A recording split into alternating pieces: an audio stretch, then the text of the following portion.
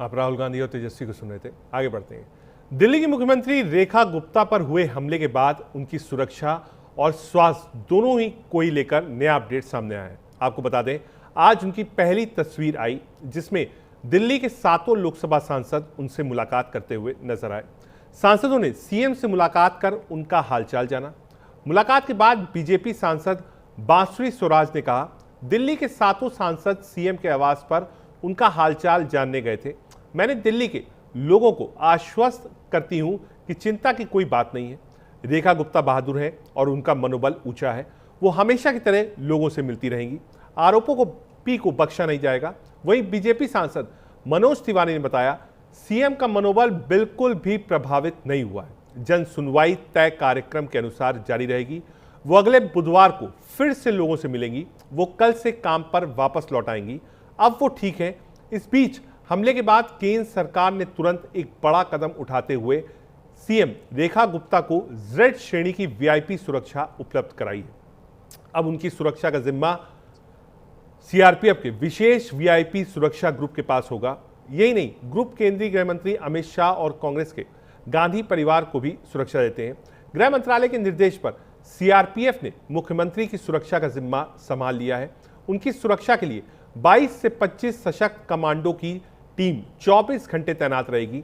इसके अलावा सुरक्षा व्यवस्था में नए कदम उठाए जाएंगे, जिनमें उनके आवास पर आने जाने वालों पर नियंत्रण, सुरक्षा उपकरणों की तैनाती और सार्वजनिक कार्यक्रमों में महिला और पुरुष पर्सनल सिक्योरिटी ऑफिसर यानी पीएसओ के जरिए नजदीकी सुरक्षा शामिल होगी।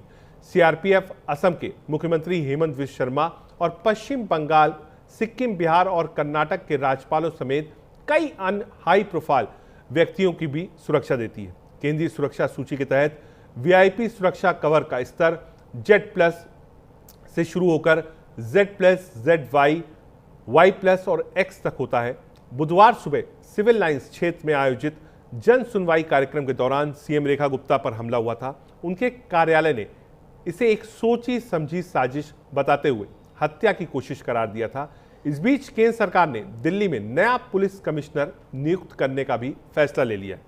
गृह मंत्रालय के आदेश के अनुसार आईपीएस सतीश गोलचा दिल्ली के नए पुलिस कमिश्नर होंगे। गोलचा मौजूदा पुलिस कमिश्नर SBK सिंह का स्थान लेंगे। गोलचा वर्तमान में डीजी जेल का कार्यभार देख रहे थे। 1992 बैच के आईपीएस अधिकारी सतीश गोलचा तिहाड़ जेल, मंडोली और रोहिणी जिलों में सुरक्षा व्यवस्था कड़ी करने और कामकाज में उल्लेखनीय बदलाव की दिशा में काम कर रहे थे। गृह मंत्रालय की तरफ से जारी आदेश में कहा गया कि सक्षम प्राधिकारी के अनुमोदन से सतीश गोलचा आईपीएस, जो वर्तमान में महानिदेशक कारागार दिल्ली के पद पर तैनात, को कार्यभार ग्रहण करने की तिथि से अगले आदेश तक दिल्ली के पुलिस आयुक्त के पद पर नियुक्त किया जाता है। दिल्ली सीएम पर हमला हुआ है। हमले के बाद मुख्यमंत्री रेखा गुप्ता की जो सुरक्षा है वो बढ़ा दी गई। रेखा गुप्ता को Z+ सुरक्षा और सख्त कर दी गई है। जन सुनवाई के दौरान तैनात होंगे कमांडोज। बुलेट प्रूफ जैकेट्स में जनता के बीच कमांडोज तैनात रहेंगे। क्या कुछ कहा सांसद बांसुरी स्वराज ने सीएम से मिलने के बाद, सुनाते हैं। हमारी मुख्यमंत्री रेखा गुप्ता जी शेरनी हैं, वो निडर हैं, उनका मनोबल बना हुआ है और वो फौलादी जज्बे की धनी हैं। उसी वात्सल्य, उसी ममत्व से, उसी आत्मीयता से लोगों से मिलती रहेंगी जैसे मिलती थी और दिल्ली को प्रगति के पथ पर अग्रसर करने के लिए काम करती रहेंगी। हमारी मुख्यमंत्री रेखा गुप्ता जी शेरनी हैं, वो निडर हैं, उनका मनोबल बना हुआ है और वो फौलादी जज्बे की धनी हैं। उसी वात्सल्य, उसी ममत्व से, उसी आत्मीयता से लोगों से मिलती रहेंगी जैसे मिलती थी और दिल्ली को प्रगति के पथ पर अग्रसर करने के लिए काम करती रहेंगी। हमारी मुख्यमंत्री रेखा गुप्ता जी शेरनी हैं, वो निडर हैं, उनका मनोबल बना हुआ है और वो फौलादी जज्बे की धनी हैं।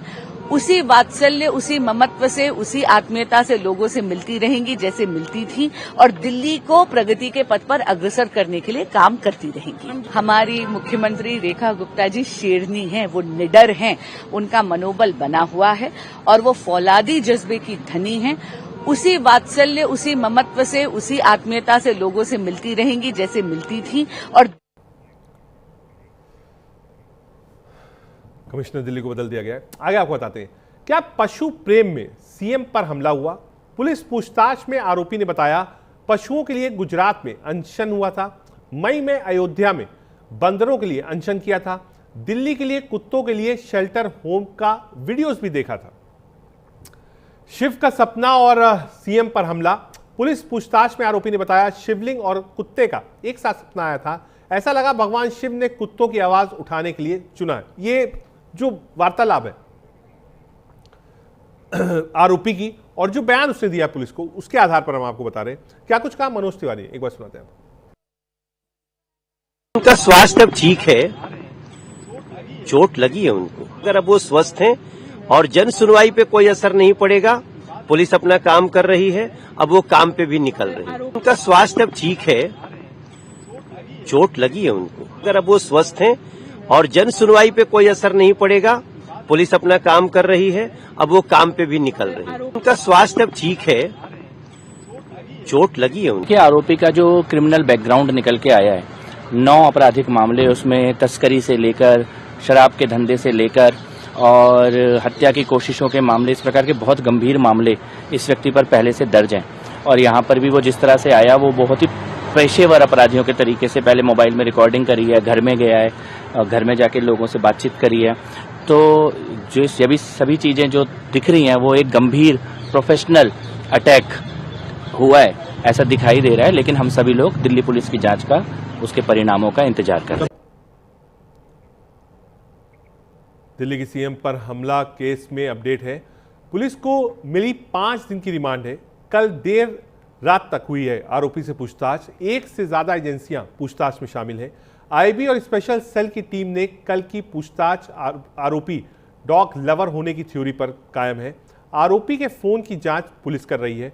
फोन को फॉरेंसिक जांच के लिए भेजा जाएगा। आरोपी ने जिन नंबरों पर बातचीत करी है उसकी भी तहकीकात की जाएगी। आगे बढ़ते हैं। अब एक अच्छी खबर। ग्रुप कैप्टन शुभ